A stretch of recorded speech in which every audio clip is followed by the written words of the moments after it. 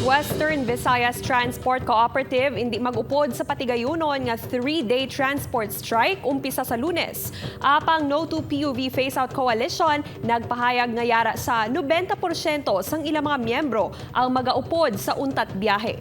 Ini ang gitutukan ni John Sala. Ginatanaw nga yara sa 100,000 ka mga jeepney driver sa bilog nga pungsod ang magaupod sa nationwide transport strike kapangunahan sang grupo nga Piston sa Lunes tubtob Miyerkules. Tinutuyo sang grupo nga pamatukan ng modernization program sang gobyerno. Pagpamigos kuno ini sa mga jeepney operators kag drivers na tubtob sa Disyembre na lang ang ila prangkisa sa pagbiyahe. Subong pa lang nagakabalaka ng pila ka mga pasahero sa posible huol nga idulot sang transport strike sa ila. Kaangay na lang sa estudyante nga si June. Balayan kami sa mga part nga magano kag also gastuhan kami kay dako kay syempre hindi available ang ginasakyan naman wala nga permit nga jeep.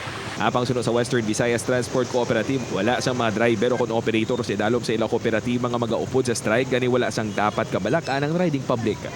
Bawal na sa amon ang pag-upod sa strike kay ang strike dyan gaupod sinadra ang unconsolidated, no?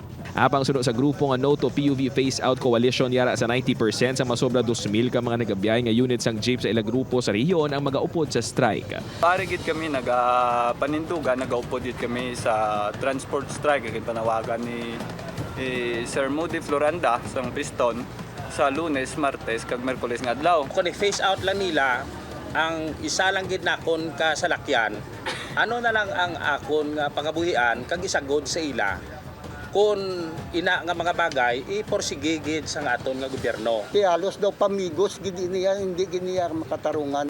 Ang iban nga mga driver magkatuhay naman ang opinyon sa patigayunon nga untat biyahe. Ano ila ginaduso para manasamon. Aling ti programa sa gobyerno muna masunod ka gid way kami mo. Muna guay mapilitan ka lang bala.